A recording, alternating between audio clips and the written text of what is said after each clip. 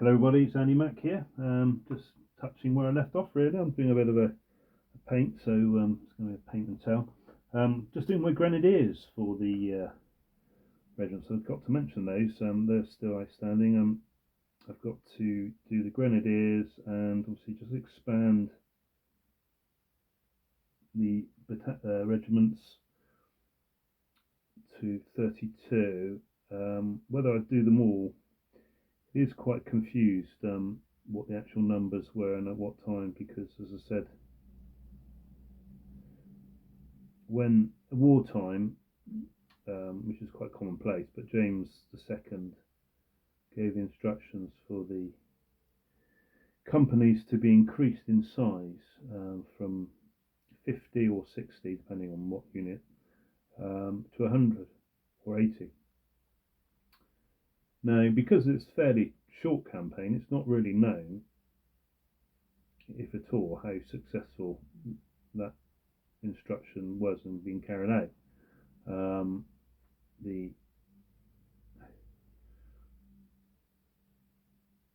It's actually, well, one information I've read is suggests that in actual fact they probably didn't recruit to the level that they were instructed to, because it was only a short period of time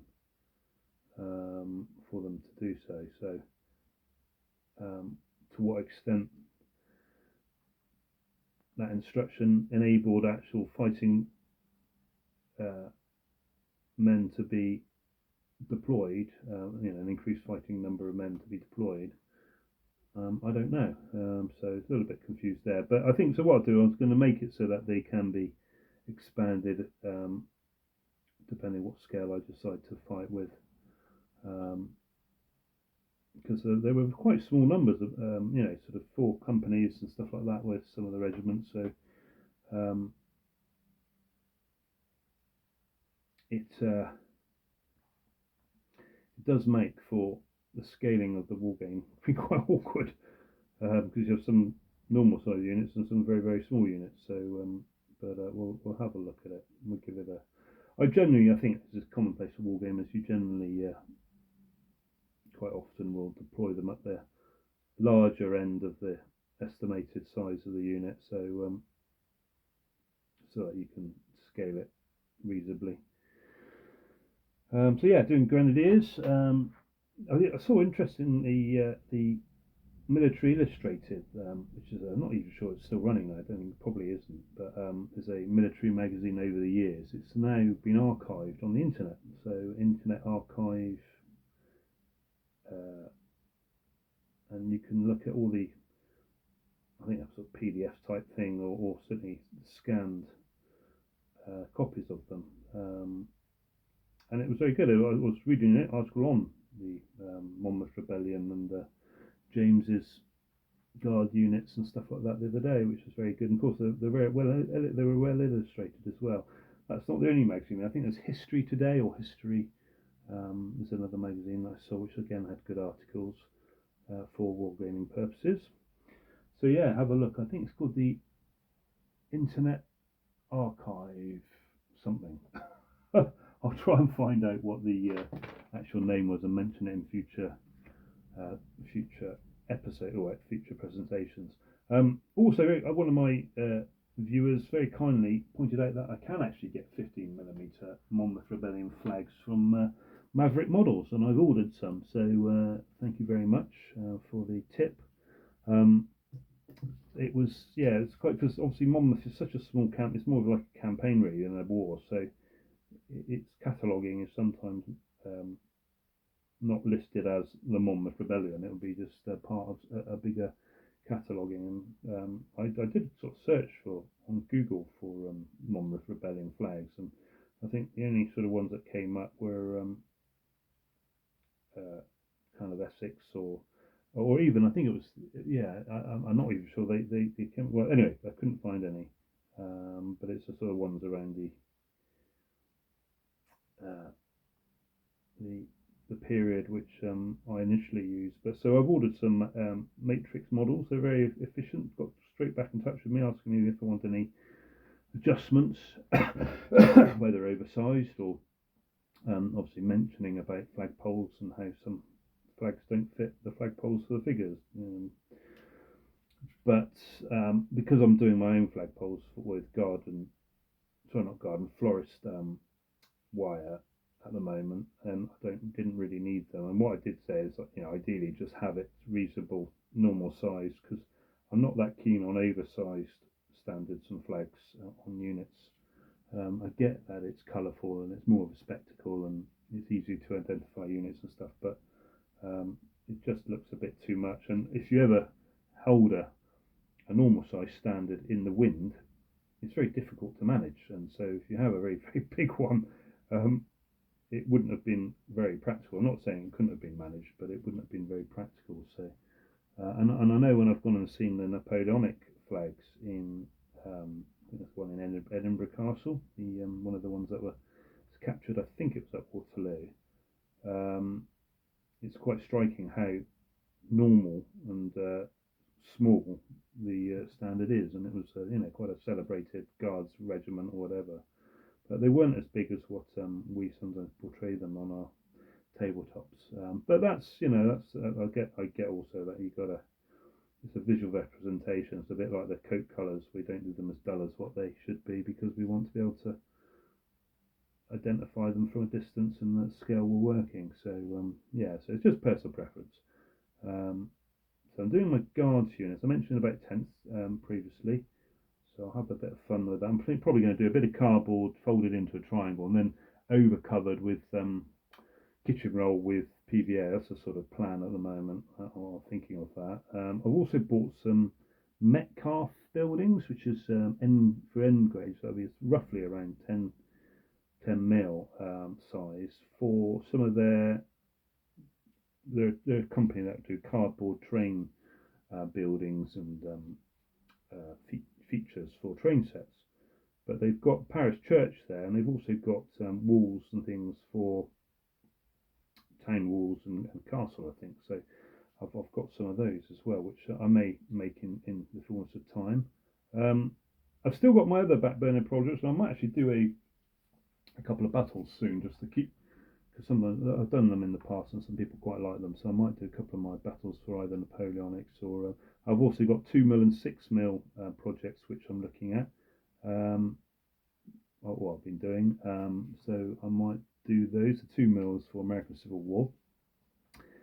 2 or 3mm, I think. Anyway, Heroic and Ross, I think they were. Was it Heroic and Ross? No, it might have been irregular actually. Maybe an irregular 2mm. And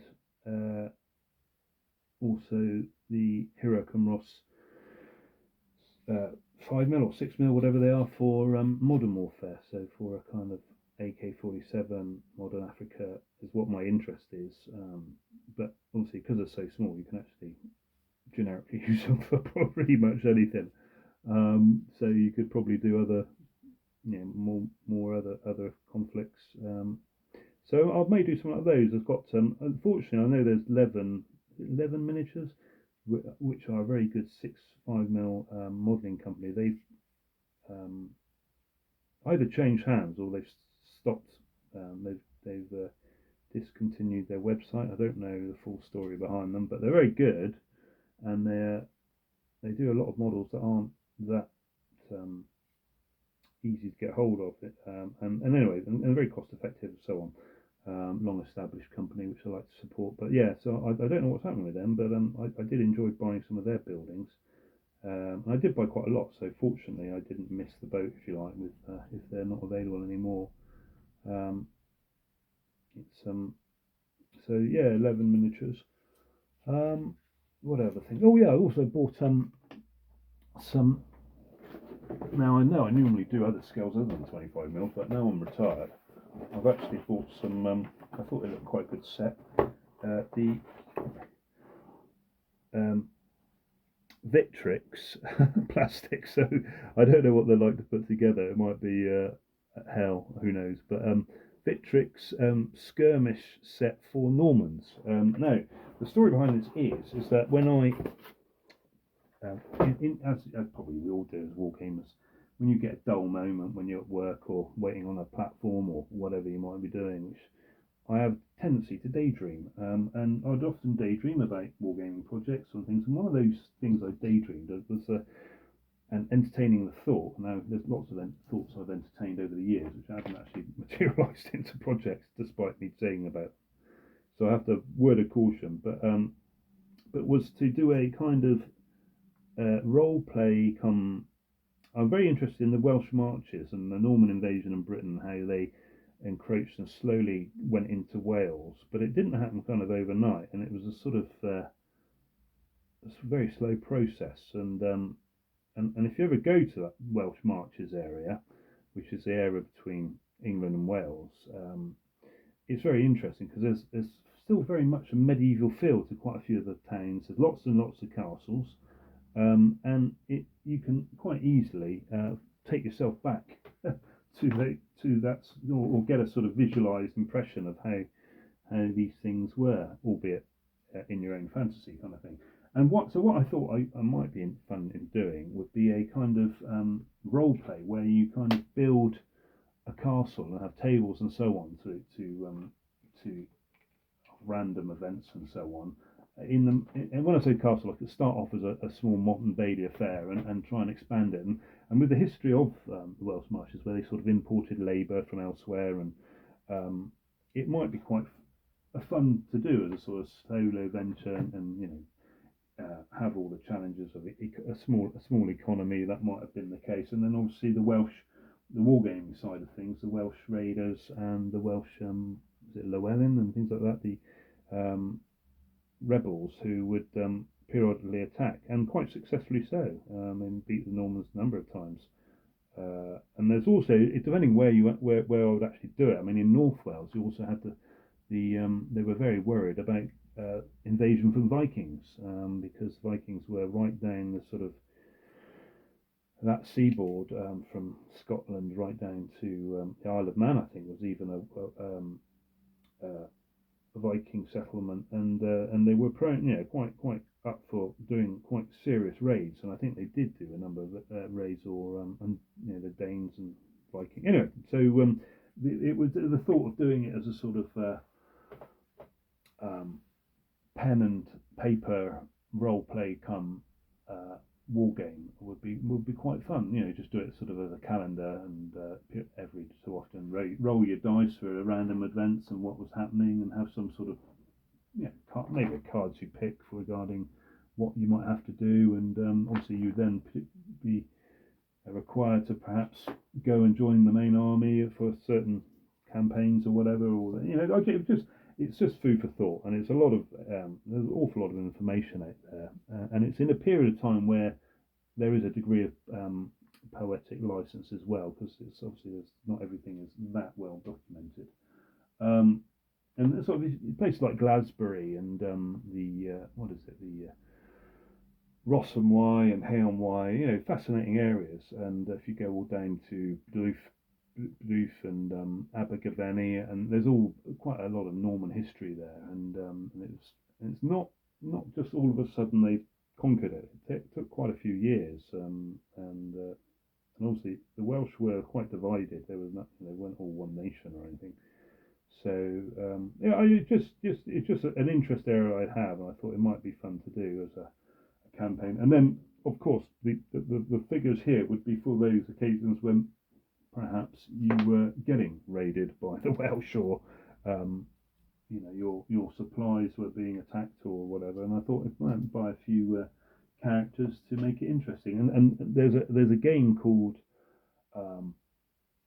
what was it? A game back in the. It's a very sort of chart-based game, so it's probably a modern wargamer's nightmare. But what was the name of it? Sorry, just see if I can find it very quickly. If I can't, I'll try and remember the name. But it's a war game called. No, that's not it.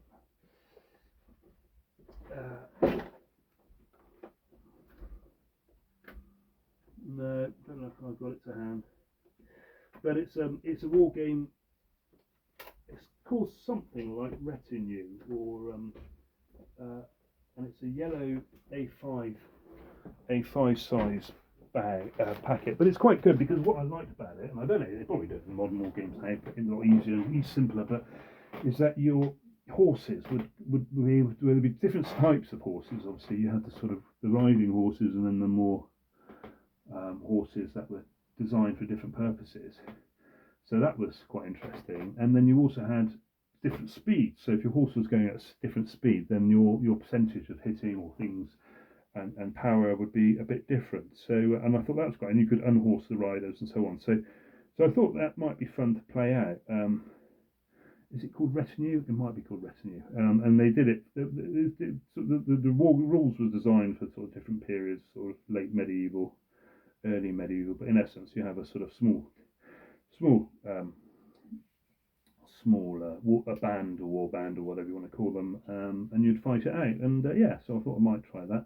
I'll show you. I'll find those rules and show them in another episode when I. But that is very much on the back burner, so don't start. And you know my back burners can be quite a while, so don't start getting your hopes up for quick progress on that. So yeah, just doing these are irregular. Can you see that? These are irregular.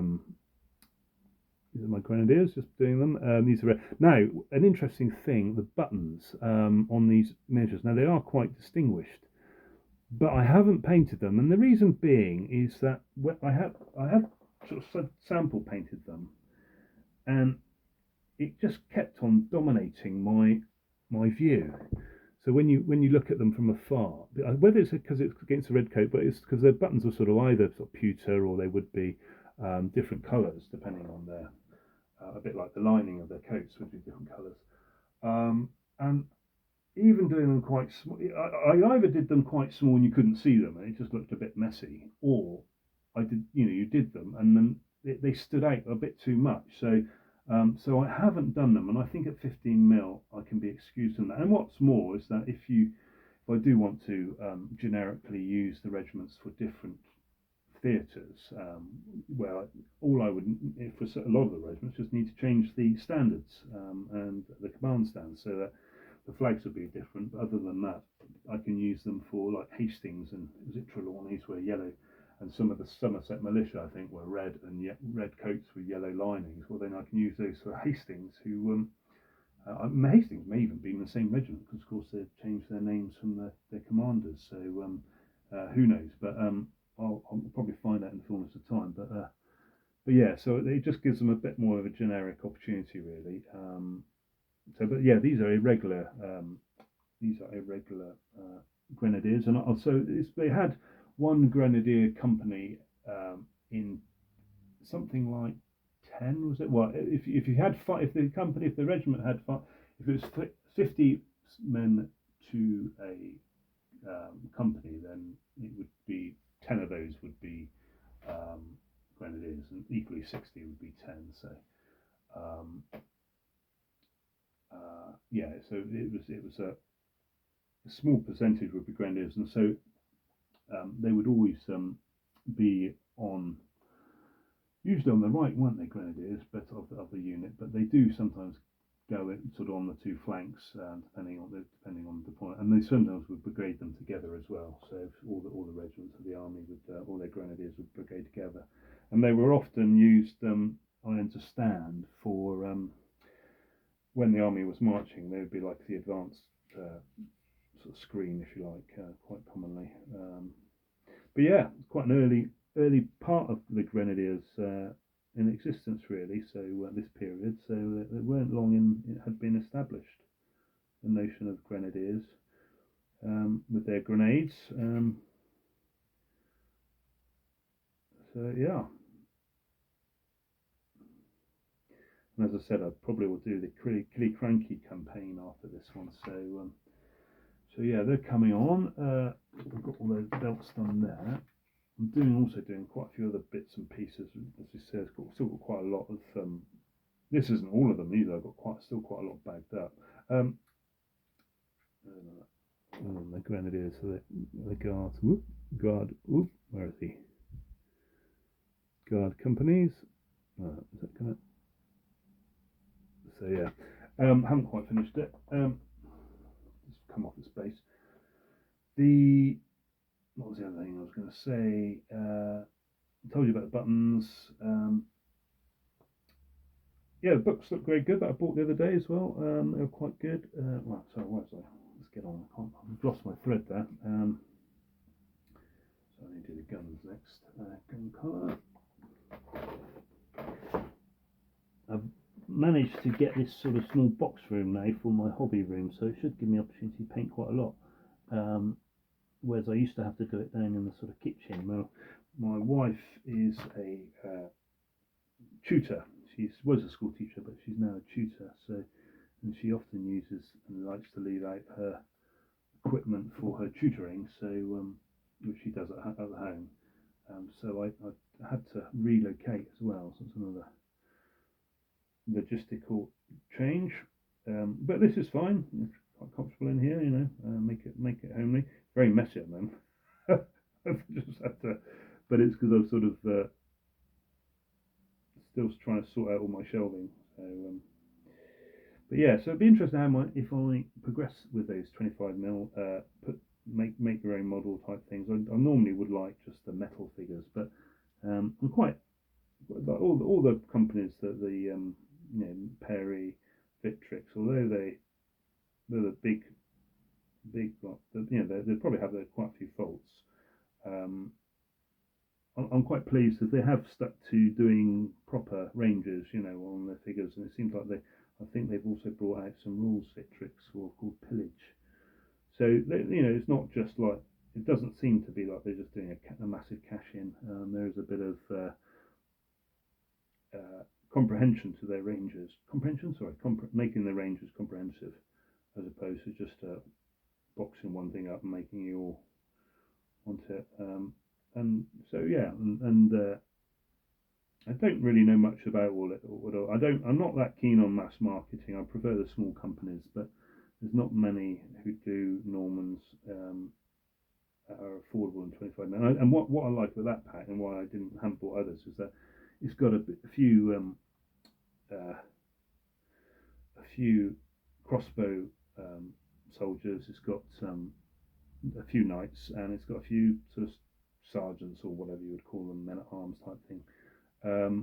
Which I thought was exactly what you would want, rather than to buy packs of loads and loads and loads of one thing and then buying 3 or 4 packs.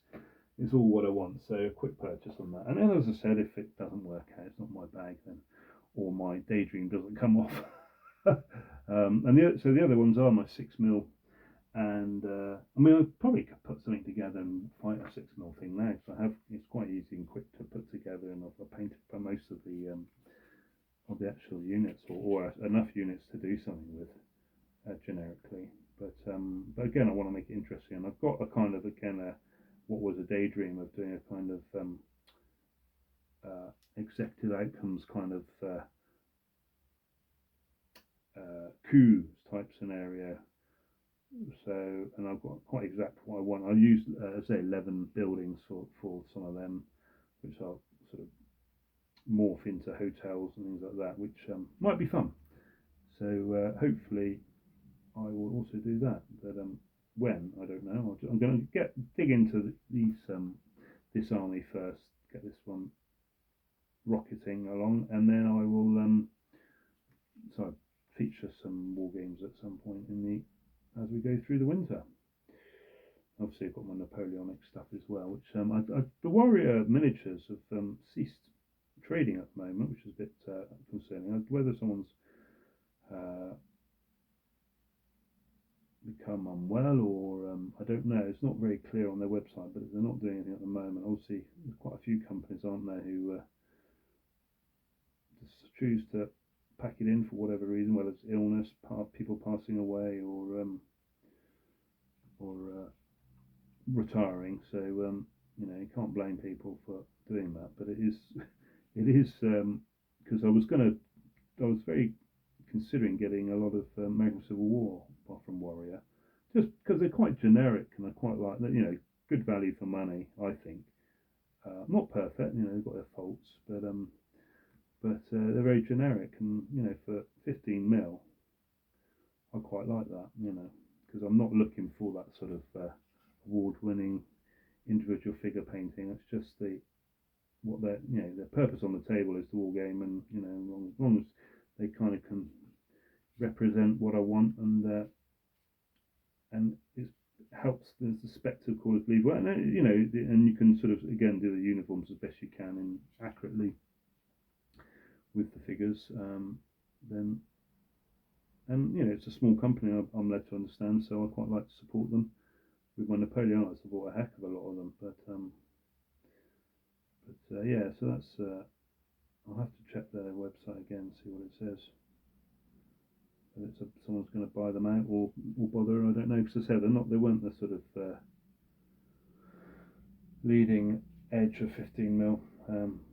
Seems 15mm seems to be taking a back seat at the moment, so a lot of 10mm focus and 6mm and all the other periods, 28mm obviously. So there we are. How are we doing on time? 25 minutes. I will go to about 30, so another 5 minutes. Don't even know if you can see what I'm doing. Probably not. So apologies for that. Just a little chat. Let's put it on in the background if you want to bother. There were some other bits which I forgot to mention when I did my talk about the armies. Let's dip the back onto this. So those are all the irregular Grenadiers. I've got some Grenadiers from ourselves, other figures as well, but they're a bit bigger in scale. So that's the one that's come off its base, and another one that's come off its base. I need to tidy this up. Sort out. I had to just get everything out because it was all in multiple boxes, so I just wanted to get everything out and see what I've got. And there's some of them been kicked about a bit as well in storage, unfortunately. They're all the commanders. Oh, they're the ones for the pikemen for the expanding regiments, right? Hatbands. There'll be hatbands on those, so that'll be hatbands. Yeah, I find hatbands a bit of a chore and pain. The regiments had of this period. So white in the main white headbands. Some of them had yellow, but looks in the main white headbands. And for some reason, I find it a right chore in doing them, just because obviously white is against black, and so the slightest jog of the hand or slip of the brush, and it's there for all to see. So, one other thing, I've been going to be painting up these ships from tumbling dice.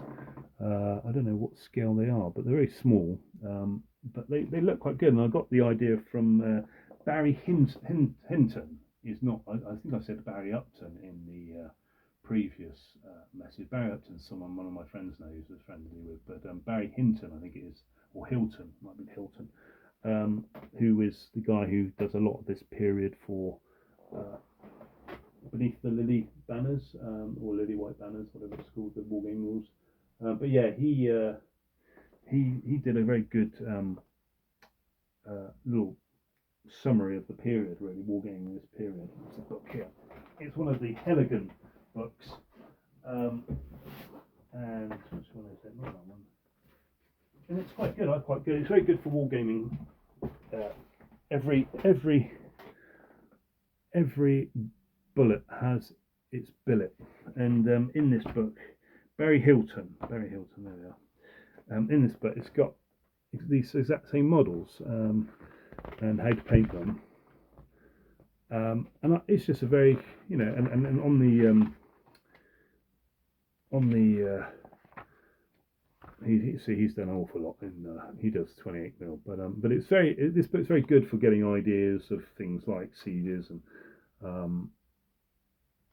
and he does not just this scale wargaming. Sorry, not just tumbling dice scale, which is what scale? It's 1/200. No, what scale is it? Let's have a look.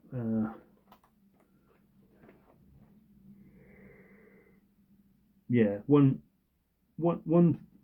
to 2,400 is the scale for that one. So it's quite a small scale, but again, it makes it very affordable. Yeah, I think that, and it'd be a few little ship actions as well, because the Scottish campaign did feature, both of the campaigns really did feature ships, and I wonder whether when they went to Bridgewater, there was a number of ports there, Watchet being one of them, where supplies may have come in, or equally where they could escape from. And certainly in Scotland, there was quite a lot of use of their boats because it's such a maritime area, the West Highlands. You need a boat to get about quite quickly, and so they had a few small boats, which lends itself well to a bit of naval action. So that might be quite fun to do. Um, where they attacked Greenock, I think, was one of the places they went to and attacked the Scottish campaign with under Campbell. Sorry, Argyle. Yeah, Argyle.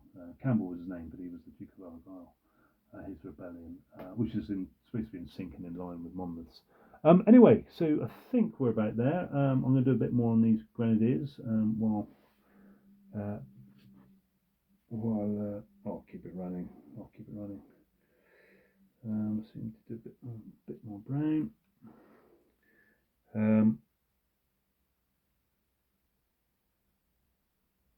The other thing I've started doing, which I didn't do in previous periods, was that I've started using MDF bases. I mean, I don't know why I didn't do it earlier, whether I felt it was expensive or not, but it's so much easier, crikey.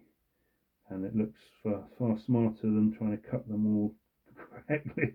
I don't know why I didn't do it. I might have to convert my Napoleonics to them at one point. We'll see. But yeah, I've got MDF bases now. But quite a lot of my working life, though, economics of wargaming has been quite a feature. So I have, a lot of my decisions around it have been kind of economics based, having the expense of living and all that. So you can't afford sometimes to do everything. So you do it at scale and an economy that's sustainable. So that's why a lot of my decision making has been based around that. But I quite like that kind of amateur, rather than. Oh, I said it all before. I won't go on about it again. But I'm not so keen on waiting 5 minutes for an intro to play out before you learn what the hell they're going to talk about. I'd rather just bang on with it. And even though, like this one, I'm just waffling on. Whether people turn off or not, as a matter of fact, I don't care really.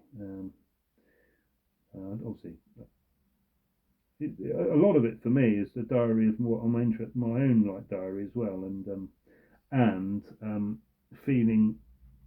I get quite a lot out of watching other people's videos, so it's nice to contribute something that if someone is has nothing better to do, which I very very doubt. That they might want to watch something as well. So because I do get quite a lot of enjoyment out of not just for wargaming, but for other topics, YouTube and presentations that people do. So it doesn't hurt or cost much to do a presentation myself. So I have had some limitations with being able to do it, and obviously one of the worst things I had was over COVID or after COVID. I can't remember exactly when it was, but I just lost my enthusiasm for a bit. And that was quite a worry for me, really, because it's a big part of your life, isn't it? Wargaming, you have it all from a young age, kind of thing, and then all of a sudden you just don't want to paint anymore, and it's like, oh my goodness. I was still always interested in the history of it, but I just didn't have the kind of. And I've had it sometimes as well when the community have been suddenly focused in one area or another. It might be period that maybe or scale like 24 8 mil, or and it just swamps you with all that kind of focus, and if it doesn't float my boat, then it can be a bit off-putting, and you just kind of think, oh, but not much on that. There's not much that I'm not interested in, to be fair. There's quite a lot sometimes I'm a bit skeptical of when people launch these sort of new rules or new figures ranges, and I can be a bit kind of one eye open, kind of thinking, oh, let's see how this plays out. I won't jump on the bandwagon, but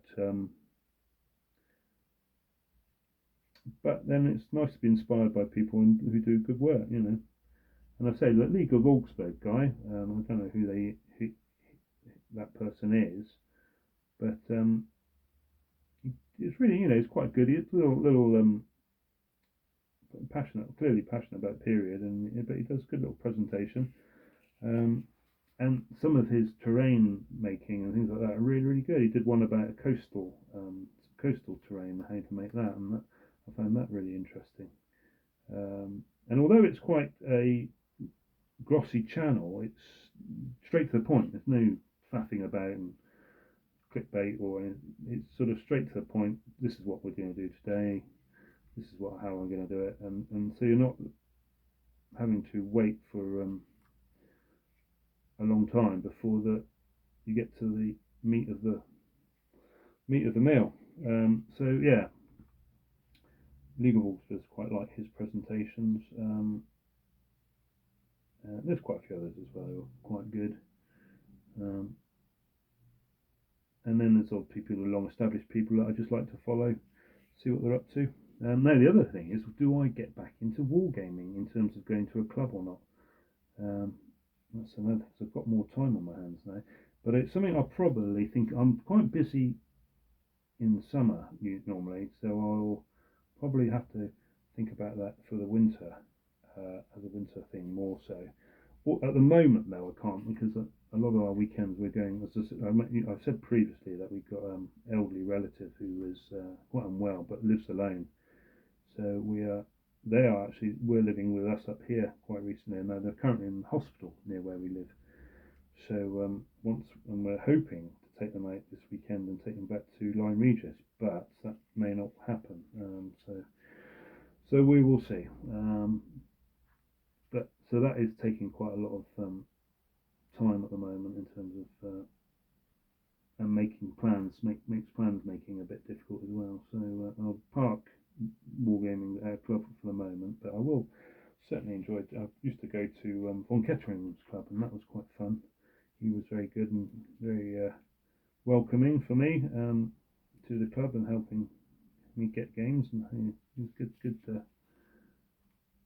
good person to join in with. I really enjoyed it.